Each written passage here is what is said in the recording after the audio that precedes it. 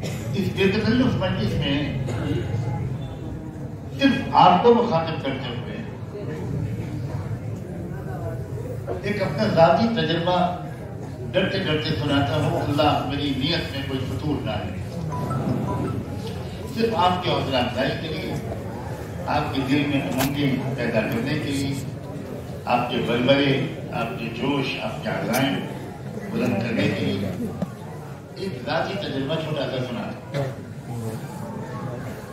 جب 20ویں صدی ختم ہونے لگی اور 21ویں صدی شروع ہونے والی تھی تو اقوام متحدہ نے ایک بین الاقوامی کانفرنس پہلے بلائی پوری دنیا کے سیاسی لیڈروں اور حکمرانوں.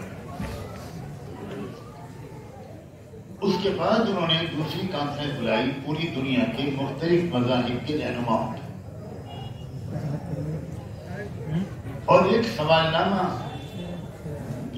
اس وقت اقوام متحدہ کے سیکرٹری جنرل کی طرف سے سارے مذاہب کے رہنماؤں کو پیش کیا گیا. ایک عجیب و غریب اتفاق کہ یہ کیا کہیے، مجھے بھی اس کا دعوت نامہ ملا تھا. میں اپنے طور پر اپنے امریکہ میں رہنے والے دوستوں کی دعوت پر امریکہ گیا ہوا تھا. انہی دنوں میں وہ کانفرنس وہاں ہوئی، میں نے وہاں کے علماء کے مشورے سے اس کانفرنس میں شرکت کی. اس میں جو پہلی نشست تھی، کئی روزہ کانفرنس تھی، اس کی پہلی نشست تھی کہ دنیا سے غریبی کو کیسے مٹایا جائے. اور اس نشست کا افتتاح کرتے ہوئے اقوام متحدہ کے سیکرٹری جنرل نے یہ صاف لفظوں میں کہا کہ دنیا سے غریبی کو کم کرنے یا مٹانے کی کوششوں میں سیاسی قیادت بری طرح ناکام ہو چکی ہے. بہت بڑا اعتراف تھا. ہم نے آپ مذہبی رہنماؤں کو اس لیے بلایا ہے کہ مذاہب کی رہنمائی میں غریبی کو کیسے ختم کیا جائے. آپ سب اس پر روشنی ڈالیں گے تو شاید ہم آئندہ سب مل جل کر باہمی تعاون سے دنیا سے غریبی کی شرح کو کچھ کم کرنے میں کامیاب ہو جائے. کانفرنس شروع ہونے سے ایک دن پہلے شام کے وقت میں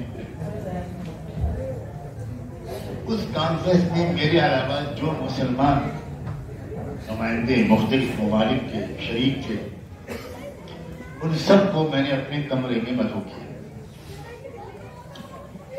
اور اس باہم تعارف کے بعد ایک تجویز رکھی سب کے سامنے کہ اتنے دن کی کانفرنس ہے، الگ الگ موضوعات ہیں، ہم لوگ باہم مشورے سے یہ طے کر لیں کہ کس موضوع پر ہم میں سے کون اظہار خیال کرے گا،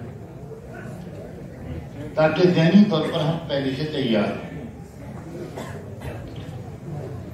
تو میری گفتگو سن کر ان لوگوں نے سب نے ایک زبان ہو کر کہا کہ پہلا جو اجلاس ہے غریبی کو دور کرنے کا طریقہ کار طے کرنا، اس موضوع پر سب نے مجھ سے کہا کہ آپ اظہار خیال کریں. تو ایک آغاز ہو جائے گا، اس کے بعد دوپہر کے کھانے کے درمیان ایک بار پھر ہم بیٹھیں گے اور آئندہ کے لیے اس کے بعد طے کریں گے پہلے تجربے کے بعد. میں نے کہا بہت اچھا. اب رات کا اکثر حصہ میں نے معاشیات اور اقتصادیات کے جو بارے میں مختلف مقالات و مضامین پوری دنیا کے موجودہ معاشی حالات کے بارے میں پڑھ سکا. رات میں نے نیٹ کی مدد سے کمپیوٹر پر پڑھے اور کچھ نوٹس لیے، اور یہاں موجود اس وقت جو بزرگ اکابر موجود تھے ان سے دعاؤں کی استدعا کے لیے وہاں سے فون کیا. خاص طور پر مجھے سننا حضرت مولانا شاہ صلی اللہ علیہ وسلم بہت ہی متوجہ بے حد فکر مند ہوئے اور کہا کہ انشاءاللہ 24 گھنٹے دعاؤں کا اہتمام رہے گا اور بعد میں آپ کے فون کا مجھے انتظار ہے. اور حضرت مولانا قاری صدیق صاحب اس طرح، یعنی قاری صدیق صاحب تو دنیا سے رخصت ہو چکے تھے. تو ان حضرات کی دعاؤں کی برکت تھی کہ جب میں صبح کو اس موضوع پر اظہار خیال کے لیے کھڑا تھا تو میں نے یہاں سے بات شروع کی کہ بہت کامیاب تجربہ دنیا کی تاریخ کے اس دور میں، جو دور پوری طرح ڈاکومنٹڈ تاریخ کی روشنی کا دور ہے، جس دور کی پوری تاریخ مدون ہو چکی ہے، اس میں سے ایک مثال پیش کرتا ہوں آپ سب محترم حضرات کی خدمت میں کہ اس وقت ایک ملک جو دنیا کا غریب ترین ملک تھا، اس ملک کی غریبی کو دور کرنے میں 15-20 سال کے عرصے میں کیسی کامیابی ملی. میں نے کوئی ذکر مکہ مدینہ کا نہیں کیا، قرآن کا تذکرہ نہیں کیا، اسلام کا اور زکات کا نام نہیں لیا، لیکن سب کچھ اسی کے بارے میں بیان کرنے کی کوشش کی کہ غریبی کی سطح کیا تھی، اس کی 2 مثالیں، اور پھر کس تیزی کے ساتھ غریبی دور ہوئی، اور یہاں تک دور ہوئی کہ جو غریب تھے اگلے سال کے ڈیٹا میں، یعنی سرکاری اعداد و شمار میں، وہ غریبی کو دور کرنے والے بن گئے ہوتے تھے. آپ سمجھ رہے ہوں گے میں کیا کہنا چاہتا ہوں. جنہوں نے پچھلے سال زکات لی تھی وہ اگلے سال زکات دینے والے، لیکن میں نے یہ سب الفاظ استعمال کیے. غریبی کی سطح سے نیچے جو لوگ تھے وہ اگلے سال غریبی کو دور کرنے والوں کی صف میں شامل ہوئے. اس طرح بہت مختصر رکھتے دنیا کی غریب ترین قوم کی غریبی دور ہو گئی اور وہ دنیا کی نہایت ترقی یافتہ قوم بن گئی. بہت پسماندہ قوم تھی، معاشی لحاظ سے بھی اور بقیہ پہلوؤں سے بھی. تو میں نے پھر ان کے سامنے مختصراً بیان کرنے کی کوشش کی کہ وہ سسٹم کیا تھا. ذہنی لوگ تھے، وہ سب اپنے اپنے مذاہب کے رہبر تھے، اور بہت سے لوگ تو اس میں یقیناً شاید میری گفتگو سے سمجھ رہے ہوں گے کہ میں کس تاریخی واقعے کی طرف اشارہ کر رہا ہوں.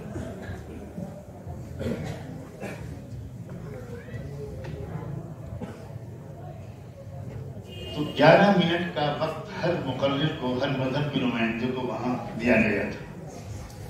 یعنی 11 منٹ کے اندر دنیا سے غریبی کو ختم کرنا تھا.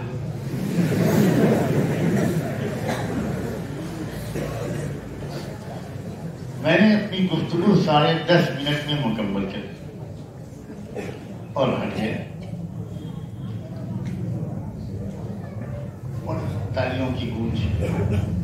اس کے بعد سیکرٹری جنرل خود اٹھے گا،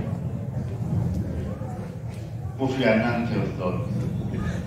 انہوں نے یہ کہا کہ ایک عملی حل، پریکٹیکل سولوشن کی طرف نعمانی صاحب نے اشارہ کیا ہے. میری رائے یہ ہے کہ اگر آپ لوگ سب متفق ہوں تو مزید دوبارہ 11 منٹ کے لیے ان کو زحمت دی جائے اور یہ اس کی پوری تفصیل ہمارے سامنے رکھے. یہ ہے اسلام کا معجزہ، یہ کسی شخص کا کمال نہیں. میں واپس آیا، میری آنکھوں میں آنسو تھے کہ اللہ کیا ہو رہا ہے. اور اب دوسری گفتگو میں نے سارے پردے اٹھائے،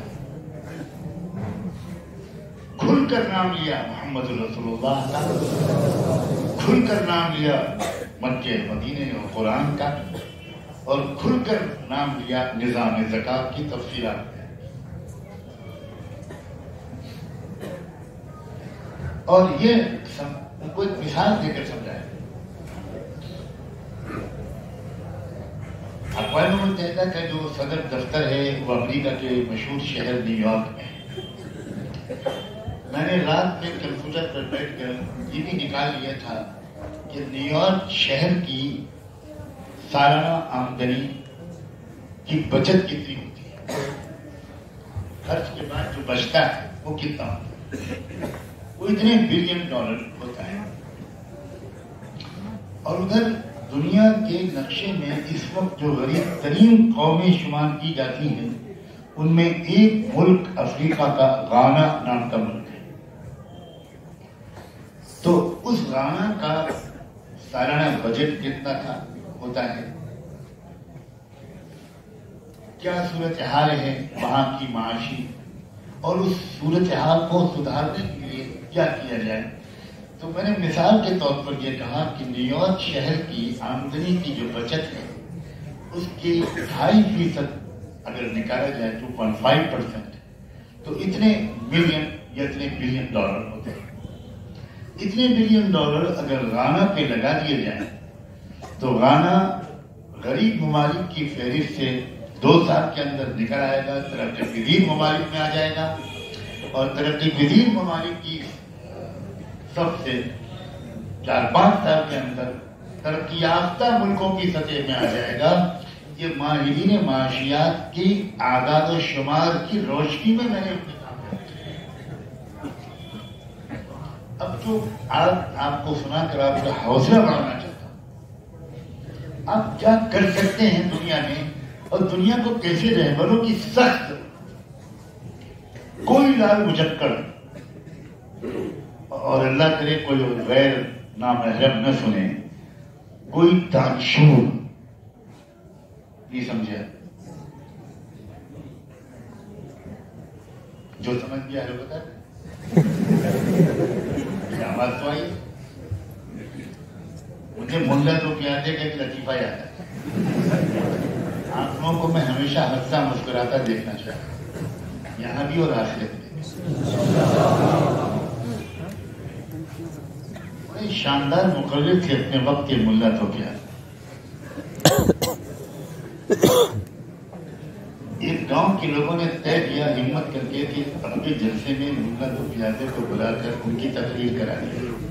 بڑی مہنگی فیس لیتے تھے، اس کے لیے بھی گاؤں والے تیار ہو گئے کہ چندہ کر کے وہ فیس دیں گے، مگر ان کو لانا ہے لانا ہے لانا ہے۔ بلاخر جلسہ سج گیا، ملا تو پیازے آ گئے، لمبا خطبہ مسنونہ پڑھا، اس نے اپنی علمی شان کی طرح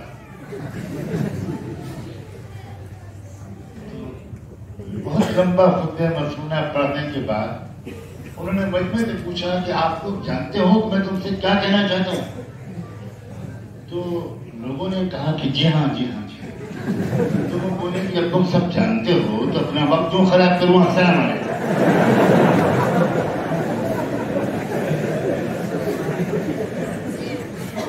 لٹ گئے لوگ، باقی فیس دی اور تقریر بھی نہیں سننے کو ملی اور چلے گئے۔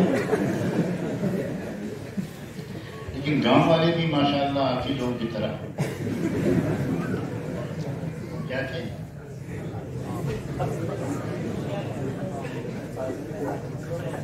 نہیں بہادر تھے، ضدی تھے، جو تھے۔ انہوں نے کہا کہ مجھے کہا کہ جلسے میں بھی ملا تو پیازے کو بلانا، اور پھر آخر گئے اور اس سے بھی زیادہ مہنگی فیس دی اور وہ راضی ہو گئے، تشریف لے آئے اور بیٹھ گئے کرسی پر اور خطبہ صدارت پڑھا بہت طویل، اور اس کے بعد سوال کیا وہی پچھلے سال والا، جانتے ہو تم سے کیا کہنا چاہتا ہوں؟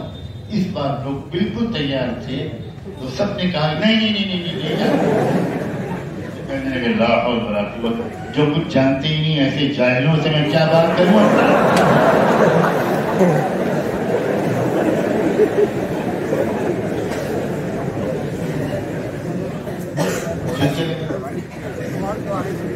گاؤں والے بڑے غمزدہ لیکن تھے اپنی بات کے پکے، بھائی ان کی تقریر تو کرانی ہے۔ اگلے سال پھر جلسہ پھر دعوت نامہ، پھر فیس، پھر تشریف آوری، پھر خطبہ مسنونہ، اور پھر اس کے بعد پوچھا بھی جانتے ہو تم سے کیا کہنا چاہتا ہوں؟ پہلے سے زیادہ تیار تھے لوگ. آدھے لوگوں نے کہا کہ جی ہاں، آگے لوگوں نے کہا نہیں ہم کچھ نہیں جانتے. تو کہنے لگے جو جانتے ہیں وہ بتا دیں ہم کو.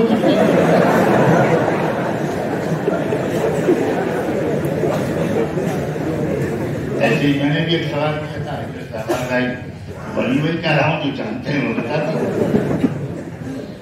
کیا پوچھا تھا میں نے؟ دانشور. ہم تو سمجھ گئے، دانشور کو میں دانشور کہتا ہوں.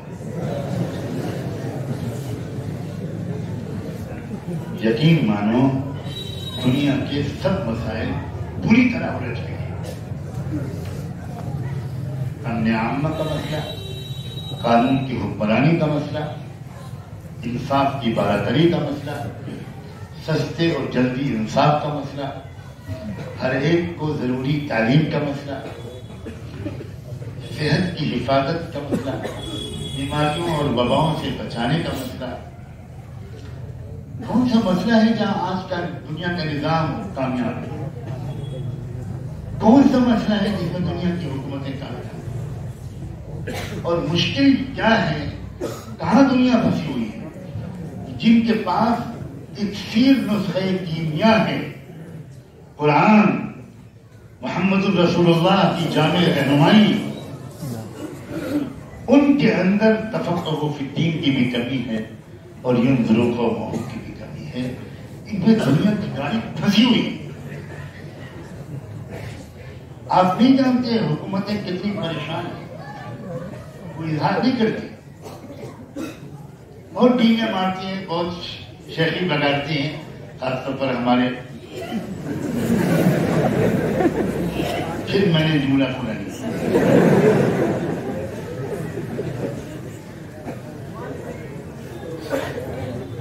لیکن کوئی مسئلہ حل نہیں ہوتا. مرد برسا گیا جو دوا والی حالت ہوتی ہے. لسانی بنیادوں پر جھگڑے، برادری کے نام پر جھگڑے، مذہب کے نام پر جھگڑے، امیر اور غریب کے درمیان بڑھتی ہوئی خلیج، بچیوں کی تاجدار ہوتی ہوئی عزتیں. کون سا مسئلہ ہے جو حل ہو رہا ہے؟ وہاں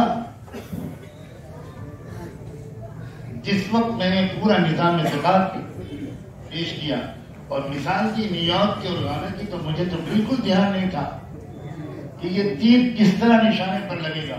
مجھے بالکل معلومات نہیں تھی. میں نے تو غریب ترین قوم کو رات میں چنا اور نیو یارک شہر، امیر ترین شہر، اس کی جو انکم ہے، سالانہ بچت ہے، اس کی مقدار نوٹ کی اور 2.5% کی مقدار بتائی کہ اگر یہ صرف 2.5% نکال دیا جائے اور غانا کے ملک پر لگایا جائے تو غانا کا پورا ملک چند سالوں میں دنیا کا ترقی یافتہ قوم ہوتا ہے. یعنی 2 کیٹیگریز میں دنیا کو، ملکوں کو بانٹا جاتا ہے.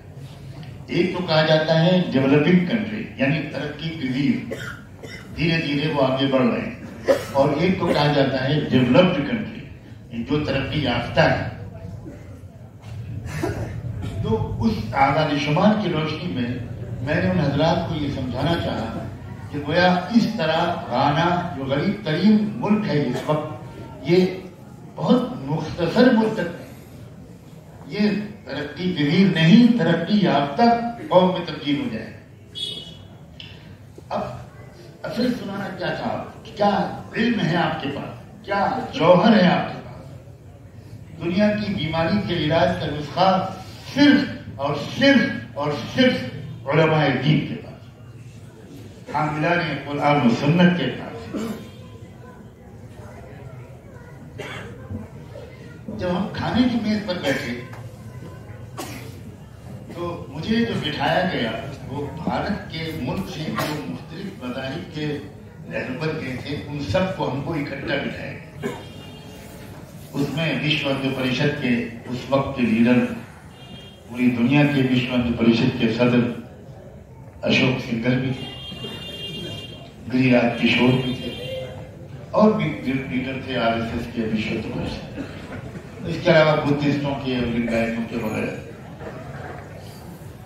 तो मैं जब पहुंचा खाने की मेज पर, जो लोग पहले से पहुंच चुके थे, तो उन्होंने बड़ा जोरदार हमारा इस्तकबाल किया और ये कहा, वाह मौलाना साहब, आज आपने भारत का झंडा गाड़ दिया।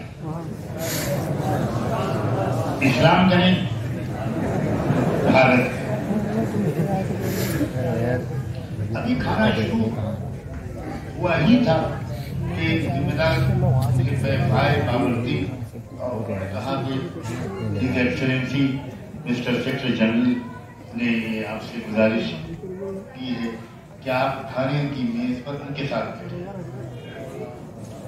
चुनांचे में अपने उन तक भारतीय साथियों से इजाजत लेकर या अनुमति लेकर मैं वहां चला गया। तो सेक्रेटरी जनरल कोफी अन्नान साहब ने मुझसे कहा कि आपने जो बात कही है, मैं भी गाना कहूं, मेरी वाइफ भी गाना है, अब मुझे नहीं खबर, और मेरे पास तो जाहिर है कि वक्त इस वक्त नहीं निकलेगा, लेकिन मेरी वाइफ आपसे अलग बात करने के लिए बेचैन हो गई है आपकी तकलीफ के बाद। ये 10 मरतबा मुझे याद दिला चुकी हैं, मुझे उनसे मिलवाई। वो वहीं बैठी थी, तो मैंने कहा कि ठीक है, शाम का जो इजलास जब खत्म हो जाएगा तो उस वक्त हम लोग बैठे। किस रूम में ठहरे? अपना रूम में ठहरे। तो तुर्की की एक मेंबर पार्लियामेंट मुस्लिम साहिब इमाम खातून आमिना, वो भी उस काम में शरीक थी।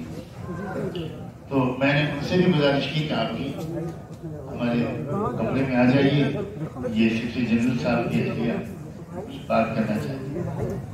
तो उन्होंने जो बात की वो है सुनाने की। उन्होंने कहा कि अक़वाम मुत्तहिदा में क्या तजवीज़ पास होगी, क्या प्लान बनेगा, कब नाफिज होगा, या आप लोग जाने। आपने गाना का तज़किरा छेड़कर मेरे दिल के तारों को छेड़ दिया। ये जो सिस्टम गरीबी को मिटाने का आपने बताया है, प्लीज किसी तरह रहनुमाई कीजिए। मैं आपको गाना बुलवा दूंगी, आप गाना की गरीबी को दूर करने के लिए इस पूरे निजाम को हमारे मुल्क में नाफिज कराइए। मैं जिम्मा लेती हूँ कि मैं पार्लियामेंट से उसको मंजूर कराऊंगी। इस्लाम को आप की आगोश में जाने के लिए दुनिया बेताब खड़ी है, लेकिन हम ही सो गए दास्तां कहते। चुनांचे 2-2.5 घंटे हम लोगों की आपस की नशिस्त रही, बहुत तफसील से गुफ्तगू रही, गाना की पैदावार क्या है, वगैरह वगैरह वगैरह, बैंकिंग सिस्टम क्या है।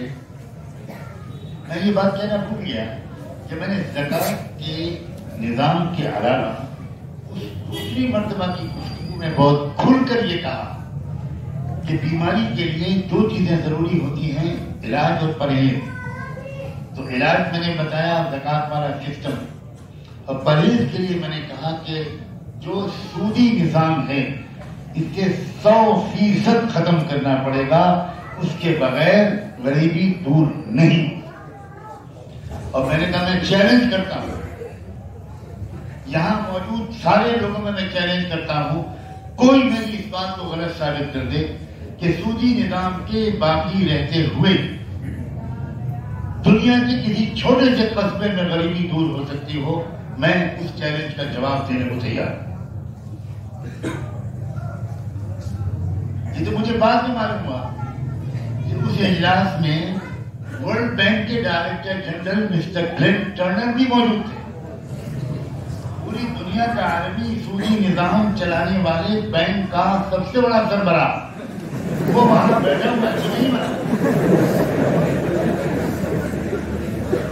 और अल्लाह ने अपने करम से इन्हीं मदारिस के जो है, अल्लाह हमारे असातिज़ा को आला इल्म में लगाता है।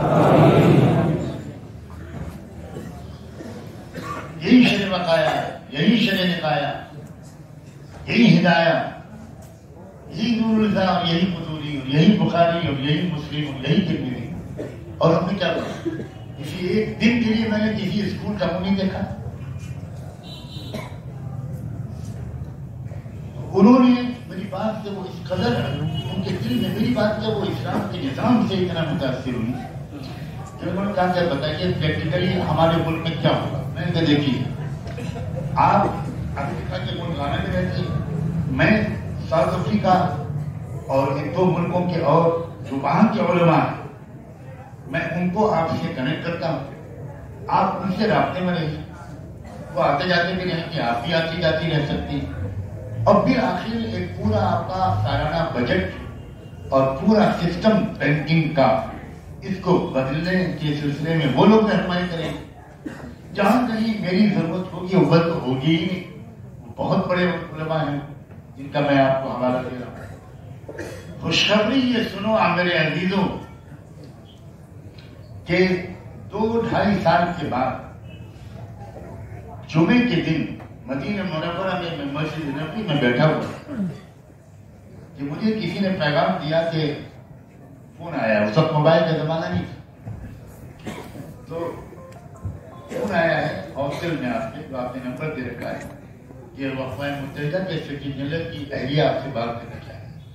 تو میں نے کہا اس آفس والے سے کہہ دیجیے, وہ جواب دیتے کہ میں 2 گھنٹے کے بعد کر پاؤں گا. تو جب میں نے فون کیا ان کو تو انہوں نے مجھے خوشخبری سنائی کہ ہماری پارلیمنٹ نے آج ہی ایک نیا بل منظور کیا ہے مکمل اکثریت کے ساتھ, جس میں آپ کے بتائے ہوئے زکات کے سسٹم کے مطابق ہمارے سالانہ بجٹ کو نئے سرے سے ڈیزائن کیا ہے, اور سودی نظام کے خاتمے کے لیے اب ہم اسٹیپ بائی اسٹیپ شاید آگے بڑھیں گے. ہماری بینک کے اعلیٰ ذمہ داروں سے بات چیت شروع ہو گئی ہے, اور اس میں بھی ہم رہنمائی چاہیں گے کہ سودی نظام کے بغیر بینکنگ سسٹم کیسے چل سکتا ہے.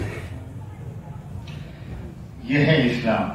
ایک چھوٹا سا طالب علم, بہت معمولی طالب علم, وہ ایک ملک کے نظام کو, غیر مسلم ملک کی قیادت کو یہ سمجھانے میں اللہ کی توفیق سے کامیاب ہو گیا کہ بھائی ادھر ادھر بھٹکنے سے ملک مزید غریب ہوگا, سسٹم تو وہی چلے گا جو محمد رسول اللہ ہے جس کے ذریعے غریبی کو دور کیا.